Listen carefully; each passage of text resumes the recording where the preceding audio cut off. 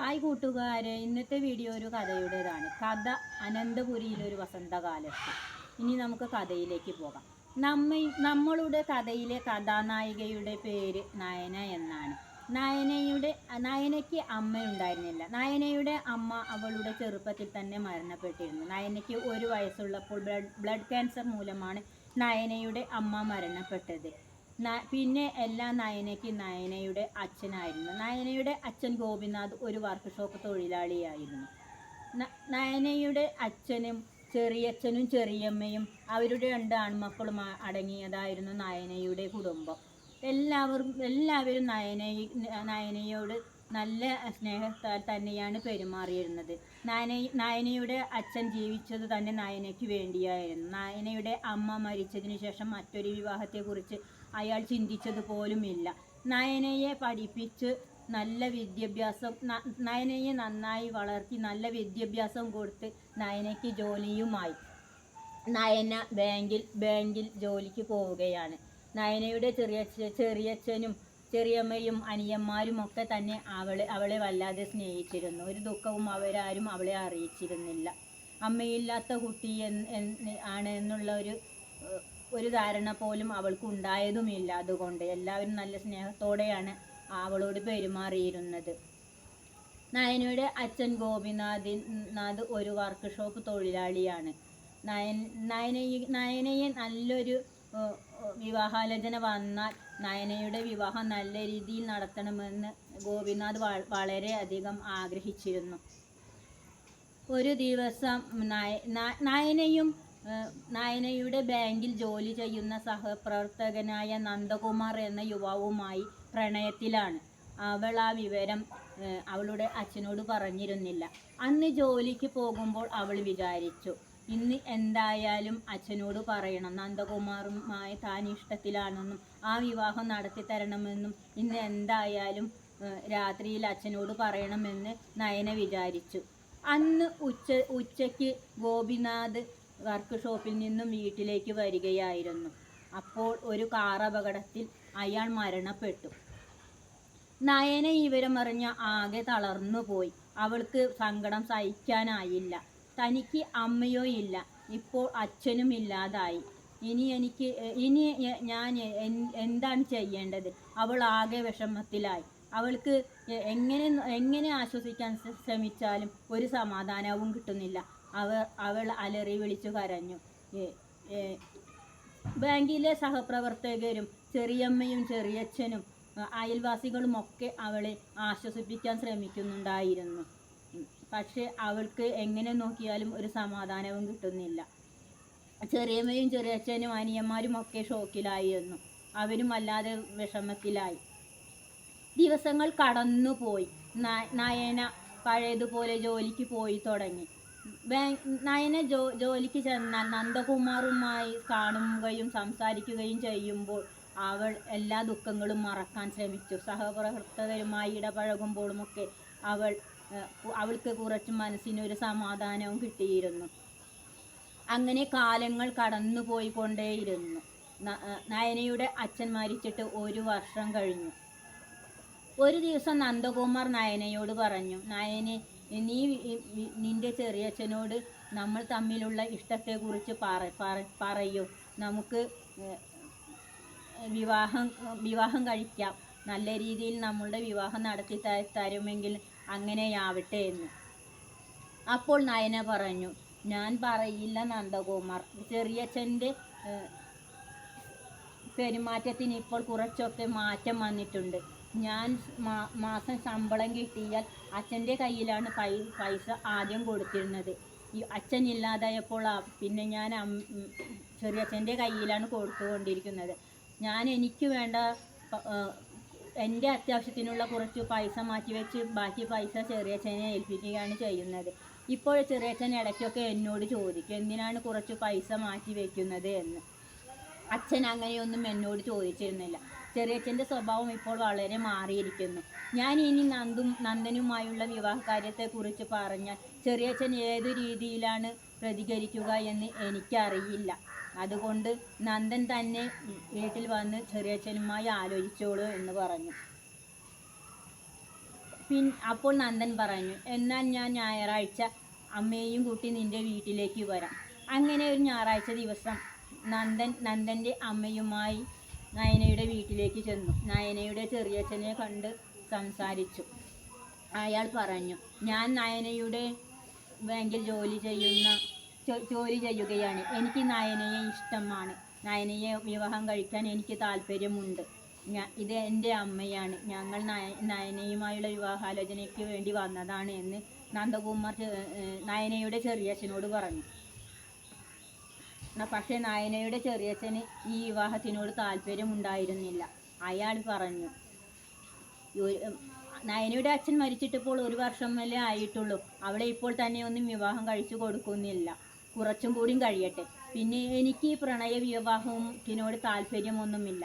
നയനയുടെ അച്ഛനും അമ്മയും പ്രണയിച്ച് വിവാഹം കഴിച്ചവരാണ്. ആദ്യം നയനയുടെ അമ്മ മരണപ്പെട്ടു, ഇപ്പോൾ അച്ഛനും പോയി. അതുകൊണ്ട് എനിക്ക് ഈ വിവാഹത്തിന് താല്പര്യമില്ല. നയനയുടെ ജീവിതവും ഇനി അങ്ങനെയാവാൻ ഞാൻ സമ്മതിക്കില്ല. ഞാൻ ഈ വിവാഹം നടത്തിത്തരാൻ താല്പര്യപ്പെടുന്നില്ല.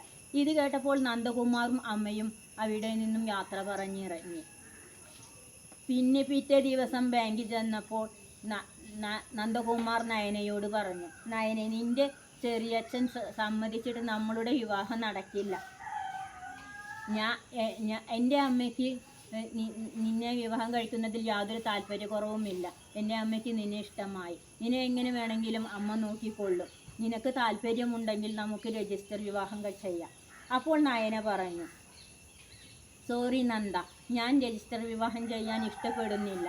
കാരണം എനിക്ക് ഇനി ആകെയുള്ള സ്വന്തം എന്ന് പറയാനുള്ളത് എൻ്റെ ചെറിയച്ഛനും ചെറിയമ്മയും അനിയന്മാരുമാണ്.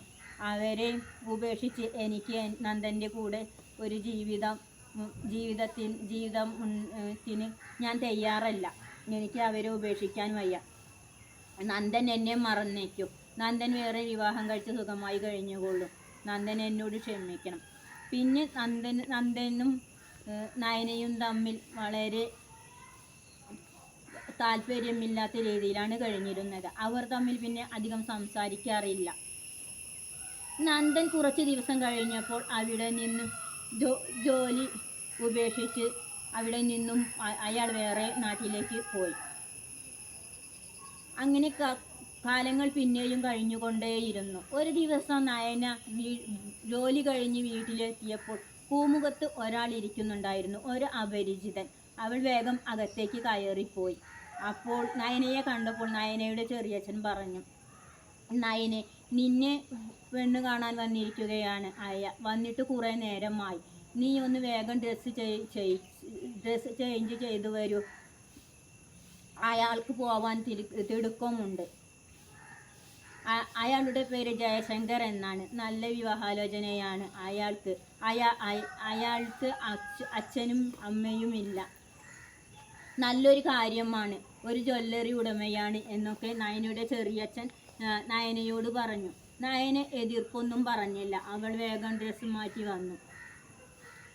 മാറ്റി പൂമുഖത്തേക്ക് വന്നു. നയനയെ കണ്ടപ്പോൾ ജയശങ്കർ ചോദിച്ചു, എന്താ കുട്ടിയുടെ പേര്? നയന പറഞ്ഞു, എൻ്റെ പേര് നയന, ബാങ്കിൽ ജോലി ചെയ്യുന്നു. അവൾ പറഞ്ഞു, ഞാൻ ജയശങ്കർ, ഒരു ജ്വല്ലറി ഉടമയാണ്. ഞാൻ കുട്ടിയെ കാണാൻ വന്നിട്ട് കുറേ നേരമായി. എനിക്ക് പോകാൻ ധൃതിയുണ്ട്. കാര്യങ്ങളെല്ലാം ഞാൻ ചെറിയച്ഛനോട് പറഞ്ഞിട്ടുണ്ട്. ഞാൻ ഇറങ്ങട്ടെ. അയാൾ യാത്ര പറഞ്ഞു ഇറങ്ങി. പിന്നെ കുറച്ചു മാസങ്ങൾക്കുള്ളിൽ അവരുടെ വിവാഹം കഴിഞ്ഞു. നയന പഴയതുപോലെ ജോലിക്ക് പോയി തുടങ്ങി. ജയശങ്കർ ജ്വല്ലറിയിലേക്ക് പോകും മുന്നേ വീട്ടിലെ ജോലികളൊക്കെ അവർ ഷെയർ ചെയ്താണ് ചെയ്തുകൊണ്ടിരുന്നത്. നല്ല സന്തോഷത്തിലാണ് അവർ ജീവിച്ചിരുന്നത്. സന്തോഷത്തിന് ഒരു കുറവും ഇല്ലായിരുന്നു. സന്തോഷവും നല്ല സമാധാനവും നല്ല ഒരു കുടുംബജീവിതമായിട്ടാണ് കഴിഞ്ഞുകൂടിയിരുന്നത്. വർഷങ്ങൾ 2 വർഷം കഴിഞ്ഞു. അവർക്ക് ഒരു കുഞ്ഞുണ്ടായില്ല. ഒരു ദിവസം രാത്രിയിൽ നയന പറഞ്ഞു, ജയേട്ടാ, നമുക്ക് ഒരു ഡോക്ടറെ പോയി കാണാം. നമുക്ക് ഇതുവരെയും ഒരു കുഞ്ഞുണ്ടായില്ലല്ലോ. അപ്പോൾ ജയശങ്കർ ചോദിച്ചു, എന്തിന്? അതിൻ്റെ ആവശ്യമില്ലല്ലോ. അതെന്താ ജയേട്ടൻ അങ്ങനെ പറയുന്നത്? അവൾ ചോദിച്ചു. അപ്പോൾ ജയശങ്കർ പറഞ്ഞു, എനിക്ക് കുഞ്ഞുങ്ങൾ ഉണ്ടാവില്ല. അതുകൊണ്ടല്ലേ ഞാൻ പോകണ്ട എന്ന് പറഞ്ഞത്. എന്താ ജയേട്ടൻ പറയുന്നത്? എനിക്കും മനസ്സിലായില്ല, നയന പറഞ്ഞു. അപ്പോൾ നയനയുടെ ചെറിയച്ഛൻ നയനയോട് കാര്യങ്ങളൊന്നും പറഞ്ഞില്ലേ? എന്താണ്? എന്നോട് ഒന്നും പറഞ്ഞില്ലല്ലോ. അച്ഛനും അമ്മയും ഇല്ല എന്ന് മാത്രമേ പറഞ്ഞിട്ടുള്ളൂ, വേറെ കാര്യങ്ങളൊന്നും എന്നോട് പറഞ്ഞിട്ടില്ല. ഞാൻ എല്ലാ കാര്യങ്ങളും നിൻ്റെ ചെറിയച്ഛനോട് പറഞ്ഞിട്ടുണ്ട്. എൻ്റെ അച്ഛൻ എൻ്റെ ചെറുപ്പത്തിൽ മരണപ്പെട്ടിരുന്നു. പിന്നെ എനിക്കുണ്ടായിരുന്നത് അമ്മയാണ്. അമ്മയും ഒരു 6 വർഷം മുന്നേ മരണപ്പെട്ടു. ഞാൻ വിവാഹിതനായിരുന്നു. കുട്ടികളില്ലാത്തതിൻ്റെ പേരിൽ ഞങ്ങൾ ഡിവോഴ്സ് ആയതാണ്. ഇത് കേട്ടപ്പോൾ നയന ഞെട്ടിപ്പോയി. കാരണം നയന ഈ വിവരങ്ങളൊന്നും അറിഞ്ഞിട്ടുണ്ടായിരുന്നില്ല. വിവാഹം കഴിച്ചതും ഡിവോഴ്സ് ആയതും കുട്ടികളുണ്ടാവാത്തതുമായ കാര്യങ്ങളൊന്നും അവൾക്ക് അറിയില്ലായിരുന്നു. അവളുടെ ചെറിയച്ഛൻ അതൊന്നും അവളോട് പറഞ്ഞിട്ടുണ്ടായിരുന്നില്ല. അവൾക്ക് ആകെ ദേഷ്യവും സങ്കടവും വന്നു. അവൾ പറഞ്ഞു, എന്നോട് ചെറിയച്ഛൻ ഇതൊന്നും പറഞ്ഞിട്ടില്ല. ഇതൊക്കെ പറഞ്ഞിട്ടുണ്ടെങ്കിൽ ഞാൻ ഈ വിവാഹത്തിന് സമ്മതിക്കുമായിരുന്നില്ലല്ലോ. അപ്പോൾ ജയശങ്കർ പറഞ്ഞു, ഞാൻ വിചാരിച്ചത് തൻ്റെ ചെറിയച്ഛൻ തന്നോട് ഇതൊക്കെ പറഞ്ഞിട്ടുണ്ടാകുമെന്നാണ്. അതുകൊണ്ടാണ് ഞാൻ നയനെ നിന്നോട് ഒരു കാര്യങ്ങളും പറയാതിരുന്നത്. എല്ലാം അറിഞ്ഞുകൊണ്ടാണല്ലോ നയന വിവാഹത്തിന് സമ്മതിച്ചത് എന്നാണ് ഞാൻ വിചാരിച്ചത്. ഇല്ലെങ്കിൽ ഞാൻ നയനോട് എല്ലാ കാര്യങ്ങളും പറയുമായിരുന്നല്ലോ. ഇനിയിപ്പോൾ എന്തു ചെയ്യാൻ? ജയശങ്കറിനും വല്ലാത്ത വിഷമമായി. നയന പിന്നെ കുറേ നേരത്തിന് ഒന്നും അവൾ മിണ്ടിയില്ല. അവൾ മൗനമായിരുന്നു. നയനയുടെ നയനങ്ങൾ നിറഞ്ഞൊഴുകുന്നുണ്ടായിരുന്നു. ജയശങ്കറിന് അത് കണ്ടപ്പോൾ വല്ലാത്ത വിഷമം തോന്നി. അങ്ങനെ കുറേ കഴിഞ്ഞപ്പോൾ നയന ഉറക്കത്തിലേക്ക് വഴുതി വീണു. പക്ഷെ ജയശങ്കറിന് അന്ന് ഉറങ്ങാൻ കഴിഞ്ഞില്ല. അയാൾക്ക് ആകെ ഒരു അസ്വസ്ഥത തോന്നി. ആകെ ഒരു ബുദ്ധിമുട്ട് തോന്നി. അയാൾക്ക് വല്ലാത്ത മനോവിഷമം. താൻ കാരണം ഒരു പെൺകുട്ടിയുടെ ജീവിതം കൂടി ഇല്ലാതാവുകയാണല്ലോ. എല്ലാം പറഞ്ഞിട്ടും ഇങ്ങനെ അയാൾ ചെയ്തല്ലോ എന്ന് ജയശങ്കറിന് വല്ലാത്ത വിഷമം തോന്നി. അയാൾക്ക് ഉറക്കം കിട്ടുന്നില്ല, ഉറങ്ങാൻ കഴിഞ്ഞില്ല. അയാൾ റൂമിലൂടെ കുറേ നേരം നടന്നു. പിന്നെ അയാൾക്ക് വല്ലാത്ത മനോവേദന തോന്നി. അയാൾക്ക് നെഞ്ച് നല്ല വേദനിക്കുന്നത് പോലെ, നന്നായി നെഞ്ചുവേദനയിട്ട് അസഹ്യമായ വേദന. അയാൾക്ക് എന്ത് ചെയ്യണമെന്നറിയാതെയായി. വാരിപ്പുറത്തു കൂടെ നല്ല വേദന തന്നെ. അയാൾ ഒന്നും മിണ്ടാതെ ബെഡിലേക്ക് ഇരുന്നു.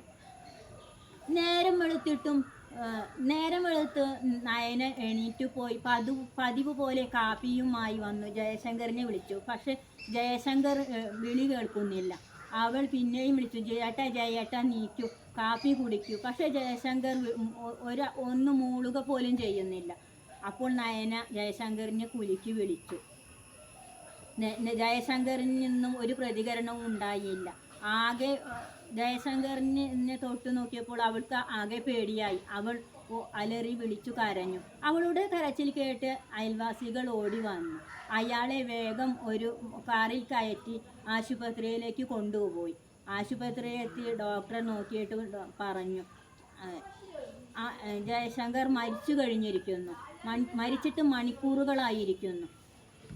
ജയശങ്കറിൻ്റെ ശവസംസ്കാരം കഴിഞ്ഞ് എല്ലാവരും പോയി. നയനയുടെ ചെറിയച്ഛനും ചെറിയമ്മയും മാത്രമാണ് അവിടെ ഉണ്ടായിരുന്നത്. കുറേ ദിവസങ്ങൾ കഴിഞ്ഞും അവരും പോകാനൊരുങ്ങി. തിരിച്ചു പോകുമ്പോൾ അവളെ നയനയെ വീട്ടിലേക്ക് വിളിച്ചു. നയനെ, നീ വീട്ടിലേക്ക് പോന്നുകൊള്ളൂ. നീ ഒറ്റയ്ക്ക് ഇവിടെ നിൽക്കണ്ട. നീ ഇവിടെ ഒറ്റയ്ക്ക് നിന്നാൽ ശരിയാവില്ല. നീ ഞങ്ങളുടെ കൂടെ പോരൂ എന്ന് ചെറിയച്ഛൻ പറഞ്ഞു. പക്ഷേ നയന പോകാൻ കൂട്ടാക്കിയില്ല. അവളുടെ ചെറിയച്ഛനോട് അവൾക്ക് വല്ലാത്ത ദേഷ്യം തോന്നി. ചെറിയച്ഛൻ്റെ സ്വാർത്ഥതയാണ് തൻ്റെ ജീവിതം ഈ രൂപത്തിലാക്കിയത് അവൾ വിചാരിച്ചു. അവൾ പറഞ്ഞു, ഞാൻ വരുന്നില്ല, നിങ്ങൾ പോയിക്കോളൂ, ഞാനിവിടെ കഴിഞ്ഞുകൊള്ളാം, എനിക്ക് പേടിയൊന്നുമില്ല. എത്ര ശ്രമിച്ചിട്ടും നയന പോകാൻ കൂട്ടാക്കിയില്ല എന്ന് കണ്ടപ്പോൾ ചെറിയച്ഛനും ചെറിയമ്മയും വീട്ടിലേക്ക് തിരിച്ചുപോയി. കാലങ്ങൾ പിന്നെയും കടന്നുപോയി. ജയശങ്കർ മരിച്ചിട്ട് 1 വർഷത്തിലധികമായിരിക്കുന്നു. നയനയും കൂട്ടുകാരും ഒഴിവ് ദിവസങ്ങളിലൊക്കെ ടൂർ പോകുമായിരുന്നു. ഓരോ സ്ഥലങ്ങൾ കാണാൻ പോകുമായിരുന്നു.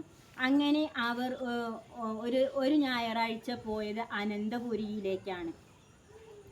അനന്തപുരിയിൽ ചെന്ന് അവർ ഓരോരോ സ്ഥലങ്ങൾ കാണാൻ നടന്നു. അങ്ങനെ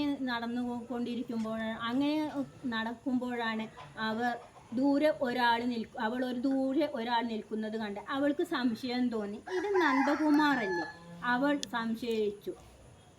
അതെ, നന്ദകുമാർ തന്നെ. അവൾക്ക് വീണ്ടും തോന്നി. അങ്ങനെ നയന കുറച്ചുകൂടി അടുത്തേക്ക് ചെന്നു. അപ്പോൾ നന്ദകുമാർ തന്നെയായിരുന്നു. നന്ദകുമാർ തിരിഞ്ഞു നോക്കി. നന്ദകുമാറിൻ്റെ ഒപ്പം ഒരു യുവതിയും ഉണ്ടായിരുന്നു. നയനയെ കണ്ടപ്പോൾ നന്ദകുമാർ വേഗം നയനയുടെ അടുത്തേക്ക് വന്നു, ഒപ്പം യുവതിയും. എന്നിട്ട് നന്ദകുമാർ നയനയോട് ചോദിച്ചു, നയന എന്തൊക്കെയുണ്ട് വിശേഷങ്ങൾ? വിവാഹകാര്യമൊക്കെ എന്തായി? നിന്റെ വിവാഹം കഴിഞ്ഞോ? അപ്പോൾ നയന പറഞ്ഞു, എൻ്റെ വിവാഹമൊക്കെ കഴിഞ്ഞു. നയന എല്ലാ കാര്യങ്ങളൊക്കെ അയാളോട് പറഞ്ഞു. നയനയുടെ അവസ്ഥ കേട്ടപ്പോൾ നന്ദകുമാറിനും വല്ലാത്ത വിഷമം തോന്നി. നന്ദകുമാർ പറഞ്ഞു, ഇത് എൻ്റെ ഭാര്യയാണ്, പേര് സുമ. സുമയും നയനയും തമ്മിൽ പരിചയപ്പെട്ടു. അവർ വീട്ടിലേക്ക് തിരിച്ചു പോയി. വീട്ടിലെത്തിയപ്പോൾ നയനയ്ക്ക് വല്ലാത്ത വിഷമം തോന്നി. ചെറിയച്ഛൻ കാരണമാണ് നന്ദകുമാറിനെ തനിക്ക് നഷ്ടമായത്. ഇല്ലെങ്കിൽ നന്ദകുമാറുമായി തനിക്ക് നല്ലൊരു ജീവിതം ഉണ്ടായേനെ അവൾ വിചാരിച്ചു. നന്ദകുമാർ വേറെ വിവാഹം കഴിച്ച് സുഖമായി കഴിയുന്നുണ്ടല്ലോ, അതുതന്നെ സന്തോഷം. അവൾ അങ്ങനെ സമാധാനപ്പെട്ടു. കാലങ്ങൾ പിന്നെയും കടന്നുപോയി. ഒരു ദിവസം നയനയുടെ കൂട്ടുകാരി സുജ അവളോട് ചോദിച്ചു, നയന, ഇനി എന്താണ് നിന്റെ തീരുമാനം? ഇനിയൊരു വിവാഹമൊന്നും വേണ്ടേ? ഇങ്ങനെ ഒറ്റയ്ക്ക് കഴിയാൻ എത്ര കാലം നിനക്ക് പറ്റും? അപ്പോൾ നയന പറഞ്ഞു, ഇനി എന്ത് വിവാഹം? എൻ്റെ വിവാഹ ജീവിതം കൊണ്ട് തന്നെ ഞാൻ ഇപ്പോൾ വല്ലാതെ വിഷമങ്ങൾ അനുഭവിച്ചില്ലേ. ഇനി ഞാനൊരു വിവാഹത്തെക്കുറിച്ച് ചിന്തിക്കുന്നില്ല. അങ്ങനെ പറഞ്ഞാൽ ശരിയാവില്ല. എല്ലായ്പ്പോഴും ഒരുപോലെ സംഭവിച്ചോളണം എന്നൊന്നുമില്ല. എൻ്റെ കുടുംബത്തിൽപ്പെട്ട ഒരു ആളുണ്ട്. ഞാൻ നിൻ്റെ കാര്യങ്ങളൊക്കെ അവരുടെ വീട്ടിൽ പറഞ്ഞിരുന്നു. നിൻ്റെ കല്യാണം കഴിഞ്ഞതും നിൻ്റെ അച്ഛൻ മരിച്ചതും എല്ലാ കാര്യങ്ങളും ഞാൻ അവരോട് പറഞ്ഞു. നിൻ്റെ കഥകൾ കേട്ടപ്പോൾ അവർക്കും താല്പര്യമുണ്ട്. അയാളുടെ പേര് സജിത്ത് എന്നാണ്. അയാളും നിന്നെ പോലെ ഒരാൾ തന്നെയാണ്. അവനും ഒരു പ്രണയ നൈരാശ്യം മൂലം വിവാഹം വേണ്ട എന്ന് വെച്ച് കഴിയുകയാണ്. നിന്റെ കഥകളൊക്കെ അവരുടെ വീട്ടിൽ പറഞ്ഞപ്പോൾ അവർക്കൊക്കെ വലിയ താല്പര്യമായി. സജിത്തിൻ്റെ അമ്മയും അനിയന്മാരും പെങ്ങളും ഒക്കെ നിന്നെ വിവാഹം ചെയ്യുന്നതിൽ വളരെ താല്പര്യം കാണിക്കുന്നുണ്ട്. സജിത്തിനും താല്പര്യമുണ്ട്. അതുകൊണ്ട് ഞാൻ വേണമെങ്കിൽ സംസാരിക്കാം എന്ന് സുജ പറഞ്ഞു. അപ്പോൾ നയന പറഞ്ഞു, ഞാൻ പിന്നീട് പറയാം, ഒന്ന് ആലോചിക്കട്ടെ. എന്നാൽ നീ നാളെ വിവരം പറയൂ എന്ന് പറഞ്ഞു. പിറ്റേ ദിവസം നയന ജോലിക്ക് ചെന്നപ്പോൾ സുജ ചോദിച്ചു, നീ എന്തു തീരുമാനിച്ചു? അപ്പോൾ നയന പറഞ്ഞു, ആയിക്കോട്ടെ, എനിക്ക് സമ്മതമാണ്. പക്ഷേ ചെറിയച്ഛനോട് സംസാരിക്കട്ടെ. ആയിക്കോട്ടെ, നീ ചെറിയച്ഛനോടൊന്ന് സംസാരിച്ച് നോക്കൂ. ഞാൻ സജിത്തിനോട് നിന്നെ വന്ന് കാണാൻ പറയാം. അങ്ങനെ ഒരു ദിവസം സജിത്തും നയനയും തമ്മിൽ കണ്ടു. അവർ പരസ്പരം പരിചയപ്പെട്ടു, കാര്യങ്ങളെല്ലാം സംസാരിച്ചു. പിന്നെ ഒരു ഞായറാഴ്ച നയന ചെറിയച്ഛനെ പോയി കണ്ടു. ചെറിയച്ഛനോട് പറഞ്ഞു, ചെറിയച്ഛ, എനിക്ക് ഒരു വിവാഹാലോചന വന്നിട്ടുണ്ട്. സജിത്ത് എന്നാണ് അയാളുടെ പേര്. എന്നെ വിവാഹം കഴിക്കാൻ താല്പര്യപ്പെടുന്നുണ്ട്. എൻ്റെ സഹപ്രവർത്തകയുടെ കുടുംബത്തിൽപ്പെട്ട ഒരാളാണ്. ചെറിയച്ഛൻ ഈ വിവാഹം ഞങ്ങൾക്ക് നടത്തി തരണം. അപ്പോൾ നയനയുടെ ചെറിയച്ഛൻ പറഞ്ഞു, എന്തിനാണ് ഇപ്പോൾ തന്നെ ഇനി ഇത്ര വേഗം വേറൊരു വിവാഹത്തെക്കുറിച്ച് ചിന്തിക്കുന്നത്? കുറച്ചു കഴിയട്ടെ. അപ്പോൾ നയന പറഞ്ഞു, ഇത്രയും കാലം ചെറിയച്ഛൻ പറയുന്നതെല്ലാം ഞാൻ അനുസരിച്ചിട്ടുണ്ട്. ഒന്നിനും ഞാനൊരു എതിരഭിപ്രായം പറഞ്ഞിട്ടില്ല. എനിക്കും പ്രായമായി വരികയാണ് ചെറിയച്ഛ. എനിക്കും വേണ്ട ഒരു ജീവിതം. ചെറിയച്ഛന് താല്പര്യമുണ്ടെങ്കിൽ ഞങ്ങളുടെ വിവാഹം നടത്തിത്തരും. ഇല്ലെങ്കിൽ ഞങ്ങൾ രജിസ്റ്റർ മാരേജ് ചെയ്യും. അവൾ ഒരു മടിയും കൂടാതെ അയാളോട് പറഞ്ഞു. പിന്നെയും ദിവസങ്ങൾ കഴിഞ്ഞുപോയി. അവളുടെ ചെറിയച്ഛൻ്റെ ഭാഗത്തു നിന്നും യാതൊരു തീരുമാനവും ഉണ്ടായില്ല. ചെറിയച്ഛൻ വന്ന് അന്വേഷിക്കുകയോ ആ വിവാഹം നടത്തി കൊടുക്കുകയോ ഒന്നും ചെയ്തില്ല. ചെറിയച്ഛൻ അതിനെക്കുറിച്ച് പിന്നെ സംസാരിച്ചു പോലുമില്ല. അപ്പോൾ നയനയ്ക്ക് മനസ്സിലായി, ചെറിയച്ഛൻ നടത്തി തന്നിട്ട് തങ്ങളുടെ വിവാഹം നടക്കില്ലെന്ന്. അങ്ങനെ കുറച്ച് ദിവസങ്ങൾക്ക് ശേഷം സുജിത്തും നയനയും തമ്മിലുള്ള രജിസ്റ്റർ മാരേജ് കഴിഞ്ഞു. അന്ന് നയനയും സുജിത്തും അവരുടെ ജീവിതത്തിലെ ഉണ്ടായ കാര്യങ്ങളൊക്കെ പരസ്പരം പങ്കുവെച്ചു. സുജിത്ത് തൻ്റെ ജീവിതത്തിൽ പറ്റിയ കാര്യങ്ങളൊക്കെ നയനോട് പറഞ്ഞു. നയനെ, ഞാൻ ഇഷ്ടപ്പെട്ട പെൺകുട്ടി എന്നെ വേണ്ട എന്ന് വെച്ച് പോയതാണ്. ഞാൻ 6 വർഷം സ്നേഹിച്ചു, പക്ഷേ അവൾ എന്നെ ഉപേക്ഷിച്ചു പോയി. പിന്നെ ഞാനൊരു വിവാഹം വേണ്ട എന്ന് വെച്ചിരിക്കുകയാണ്. പിന്നെ നിൻ്റെ കഥകളൊക്കെ കേട്ടപ്പോൾ എനിക്ക് നിന്നെ വിവാഹം കഴിക്കണമെന്ന് തോന്നി. നിനക്കൊരു ജീവിതം തരണമെന്ന് തോന്നി. നയനയും അവളുടെ കാര്യങ്ങളൊക്കെ സുജിത്തിനോട് പറഞ്ഞു. നന്ദനയുമായുള്ള പ്രണയവും ചെറിയച്ഛൻ സമ്മതിക്കാതിരുന്നതും എല്ലാ കാര്യങ്ങളും സുജിത്തിനോട് പറഞ്ഞു. അപ്പോൾ സുജിത്ത് ചോദിച്ചു, നയന പിന്നെ എപ്പോഴെങ്കിലും നന്ദകുമാറിനെ കണ്ടിരുന്നോ? എപ്പോഴെങ്കിലും എവിടെയെങ്കിലും വെച്ചിട്ട് നന്ദകുമാറിനെ കണ്ടിരുന്നോ എന്ന്. അപ്പോൾ നയന പറഞ്ഞു, ഞാൻ പിന്നെ നന്ദകുമാറിനെ കണ്ടിരുന്നു. എവിടെ വെച്ച്? എപ്പോൾ? നന്ദകുമാർ ചോദിച്ചു. അപ്പോൾ നയന പറഞ്ഞു, അനന്തപുരിയിൽ ഒരു വസന്തകാലത്ത്. ഈ കഥയും കഥാപാത്രങ്ങളുമായി ആരുടെ ജീവിതവുമായി യാതൊരു ബന്ധവുമില്ല. ഇത് വെറും സാങ്കല്പികം മാത്രമാണ്. അടുത്ത വീഡിയോയിൽ കാണും വരെ ബായ്.